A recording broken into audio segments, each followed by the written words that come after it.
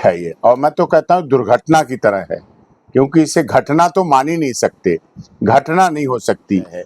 भरोसा टूटता है इससे आम वकील का और न्यायाधीश का। बात चीफ जस्टिस के नहीं, वो जूता केवल एक चीफ जस्टिस के लिए नहीं था, वो एक सिस्टम के लिए उठाया गया। बिल्कुल बिल्कुल। अब इसके पीछे की बात जाएंगे, उसमें उन्होंने थोड़ी रनिंग कमेंट्री कर दी, उससे भी लोगों को दुख हुआ, आम जनता को भी दुख हुआ।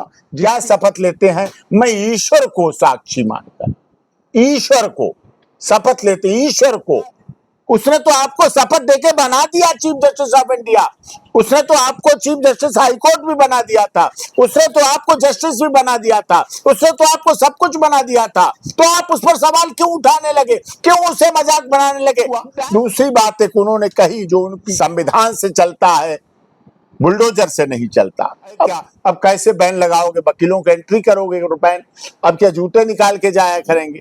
नमस्कार, आप देख रहे हैं स्पेशल कवरेज न्यूज। मैं हूं आपके साथ शिव कुमार मिश्रा। हमारे साथ हैं सुप्रीम कोर्ट के वरिष्ठ अधिवक्ता डॉक्टर AP सिंह साहब। स्वागत और अभिनंदन। सर्वोच्च अदालत में क्या हो गया, हम कहां थे और कहां आ गए। इस देश में 3 पीठ हैं जो सबसे बड़ी मानी जाती है। पहली राष्ट्रपति, दूसरे प्राइम मिनिस्टर और तीसरे सर्वोच्च अदालत के चीफ जस्टिस ऑफ इंडिया यानी मुख्य न्यायाधीश। तीनों सम्मान पाते हैं, तीनों ही जो कहते हैं वो पत्थर की लकीर होती है। और ऐसे में सर्वोच्च अदालत के चीफ जस्टिस ऑफ इंडिया की अदालत में वकील साहब के द्वारा जूता फेंकने का मामला सामने आ गया और इस प्रकरण से पूरे देश में सियासी माहौल गर्म हो गया। हालांकि सर्वोच्च पीठ पर बैठे चीफ जस्टिस ने उन्हें माफी दे दी, पुलिस ने देर रात उन्हें रिहा भी किया, सामान भी वापस कर दिया। सिंह साहब कैसे देख रहे हैं, ये तो बड़ा गंभीर प्रकरण। नहीं, गंभीर प्रकरण है, बहुत लज्जाजनक है, असंसदीय, अपमानजनक, गैर कानूनी एक्ट है ये, और मैं तो कहता हूँ दुर्घटना की तरह है, क्योंकि इसे घटना तो मान ही नहीं सकते, घटना नहीं हो सकती। वकील को ऑफिसर ऑफ द कोर्ट माना जाता है, ऑफिसर ऑफ द कोर्ट है तभी कोर्ट चलती है। न्याय रूपी रथ का एक पहिया जुडिशरी है तो दूसरा पहिया बेंच, बार बेंच, बार और बेंच, बार हम है, बेंच वो है, मिल के दोनों चलते हैं, तब हम लोगों को न्याय दिला पाते हैं, तब हम access to justice for all कर पाते हैं, तब हम in the interest of justice को पूरा कर पाते हैं। ये भाव, ये भावना के साथ देश की न्यायिक प्रक्रिया चल रही है। ये जो घटनाक्रम हुआ बहुत दुखद है, लज्जाजनक है। एडवोकेट एक भरोसे का काम है, वो ऐसा नहीं कर सकता, ये सबको विदित है। किन कारणों से किया, क्या कारण थे, वो तो विस्तार से अलग बात है, लेकिन हमारी बार काउंसिल ऑफ इंडिया ने तत्काल प्रभाव से, बिना किसी नोटिस, बिना किसी रिप्लाई, बिना किसी रिजॉइंडर, बिना किसी काउंटर एफिडेविट, बिना किसी एविडेंस के तत्काल प्रभाव से उनकी वकालत की सदस्यता खत्म कर दी। यही बार काउंसिल ऑफ इंडिया कर सकती थी, इसके अलावा और कुछ नहीं। और पुलिस का काम करने का है, शिकायतकर्ता रजिस्ट्रार बनते हैं, नहीं बनते हैं, चीफ जस्टिस ऑफ इंडिया बनते हैं, नहीं बनते हैं, या क्यों नहीं बनते हैं, क्या कारण है, ये एक अलग विषय है।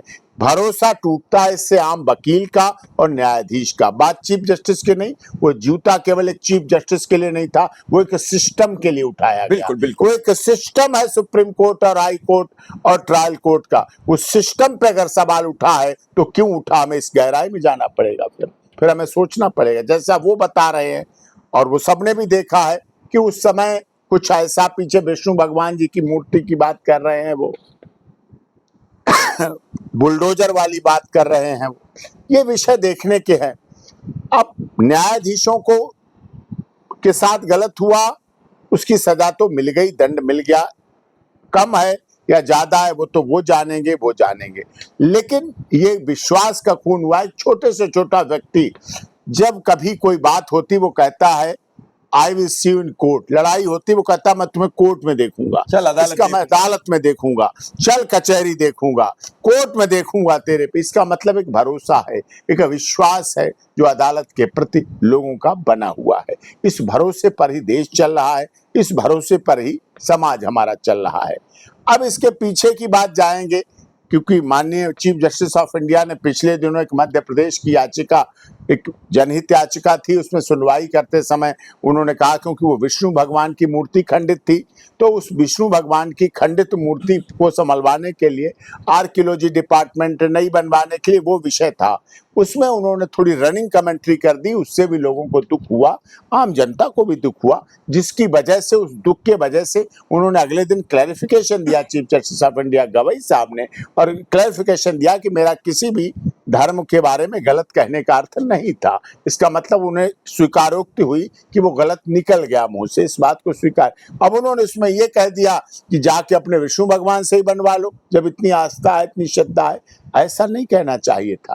ये हुआ, ये तो महा गलत हुए, लेकिन वो भी गलत था, वो नहीं होना चाहिए। क्योंकि इसमें बड़ी साफ सी बात है, जब हमारे चीफ जस्टिस ऑफ इंडिया हो या हमारी प्रेसिडेंट ऑफ इंडिया हो या प्रधानमंत्री हो, लॉ मिनिस्टर कोई भी हो, क्या शपथ लेते हैं? मैं ईश्वर को साक्षी मानकर, ईश्वर को शपथ लेते, ईश्वर को, अल्लाह हो सकता है लेकिन ईश्वर को सनातन धर्म वाले ईश्वर बोलते हैं। तो वो ईश्वर कहाँ रहता है? वो कौन है ईश्वर?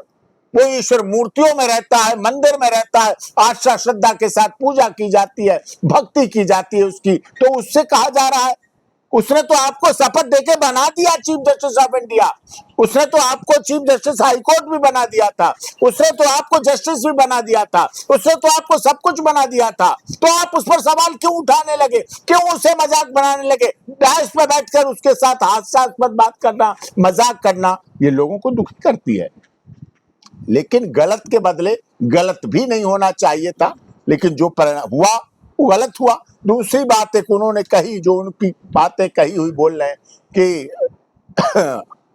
संविधान से चलता है, बुलडोजर से नहीं चलता। अब प्रशासन का काम है, शासन का काम है, प्रदेश का काम है, कैसे लैंड आदेश तो रुकवा दो, सख्त आदेश तो रुकवा दो, कमेंट्री काय कर रहे हो? कमेंट्री से नहीं, कमेंट्री नहीं होनी चाहिए। हाँ, संविधान से चले, कहिए आप, बुलडोजर नहीं जाएगा। खबरदार, जो बुलडोजर थाने में से निकला, बुलडोजर चलना नहीं चाहिए, बुलडोजर का डीजल खत्म कर दो, ये बोलना चाहिए था।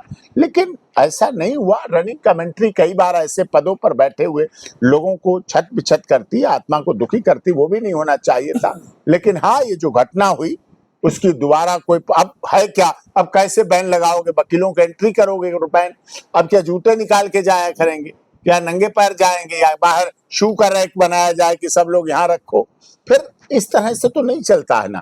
लेकिन जो हुआ वो बहुत गलत है, दुर्भाग्यपूर्ण है, दुर्घटना है, दोबारा कभी पुनरावृत्ति ना हो। और वकीलों को भी अपनी भावनाओं को नियंत्रण रखना चाहिए। मैंने माना कि कानून में ऐसा कुछ बड़ा प्रावधान नहीं है, 2 साल की सजा है कंटेम्प्ट ऑफ कोर्ट में, 6 साल की सजा है बीएनएस की 363 धारा में, ये है, उससे कोई फर्क नहीं पड़ता, बीएनएस है। लेकिन सबसे बड़ी स्वीकारोक्ति यही हुई कि हमारे देश के प्रधानमंत्री नरेंद्र मोदी जी ने सीजेआई साहब से बात की, उनके साथ शेयर की अपनी संवेदनाएं।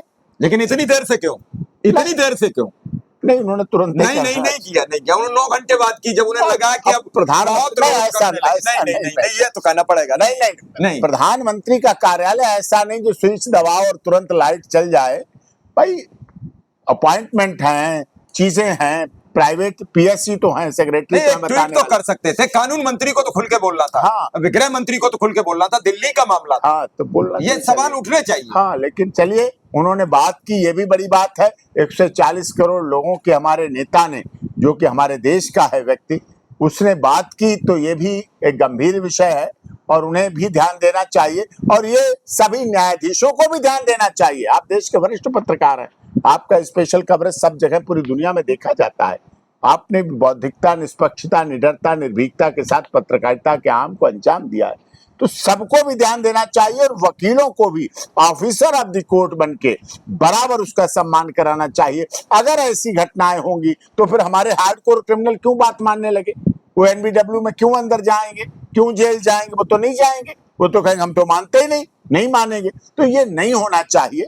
हमारी एक पद्धति है, सम्मान है, इसीलिए न्यायालय का स्थान ऊंचा रखा जाता है और हम दोनों पक्ष बराबर खड़े होते हैं। इसीलिए उन्हें भगवान मानते हैं, इसीलिए उन्हें माई लॉर्ड कहते हैं, उनके आगे सिर झुकाते हैं, जिससे कि उनका सम्मान बना रहे, गरिमा बनी रहे, आदर बना रहे, उनके प्रति गंभीरता बनी रहे। ये पेश होते हैं तो बाहें को नीचे कर लो, कॉलर बंद कर लो, सीधे हाथ बांध के ऐसे खड़े हो, ये हमारी सभ्यता संस्कृति है। ये सम्मान होता है और इस सम्मान को सभी को बना के रखना चाहिए, वकीलों को भी बना के रखना चाहिए, न्याय से जुड़े हुए सभी क्षेत्र के लोगों को करना चाहिए और अदालतों को भी सम्मान के बदले सम्मान देना चाहिए। गिव एंड टेक का मामला है, ये चीज होनी चाहिए, तभी हमारी न्याय की देवी, कानून की देवी का महत्व रह जाएगा, तभी हमारे भारत का संविधान रह जाएगा, तभी हमारे डॉक्टर भीमराव अंबेडकर जो संविधान निर्मात्री सभा के सदस्य रहे, जिसमें और भी बहुत सदस्य थे, सैकड़ों सदस्य थे, उन सबका भी मान रहेगा, गरिमा रहेगी, आदर रहेगा और हमारा भारत सोने की चिड़िया जगत गुरु बन पाएगा।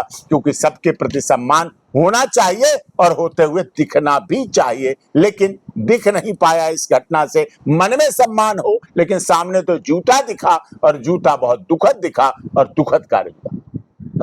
वकील साहब को बार काउंसिल ने फिलहाल ब्लॉक कर दिया सब जगह से जी, तो क्या अब उनकी वकालत चली जाएगी, वकालत बंद हो जाएगी? वकालत तो चली गई, बंद नहीं होगी, चली गई तुरंत तत्काल प्रभाव से। बीसीआई ने उनका सारा लाइसेंस सस्पेंड कर दिया तत्काल प्रभाव से। अब वो आपको कहीं दिखे भी चीफ नहीं। जस्टिस ऑफ इंडिया ने उन्हें माफ कर दिया, तो क्या बीसीआई भी माफ कर देगी? नहीं, बात में देखी जाएगी, बात माफ कर दिया है या क्या होता है वो तो अलग बात है, लेकिन बीसीआई अभी इसमें सख्त रहेगी, इसमें नॉर्मल तरीके से उसको नहीं लेगी, कोई पुनरावृत्ति ना हो। कोई पुनरावृत्ति ना हो। चलिए, ये थे डॉक्टर एपी सिंह साहब। बड़ी बेबाक से उन्होंने अपना इस पूरे मामले पर, पूरी घटना पर दुर्घटना बताते हुए अपनी राय रखी है और कहा ये दुर्भाग्यपूर्ण है, ये जितनी निंदा की जाए उतनी कम है।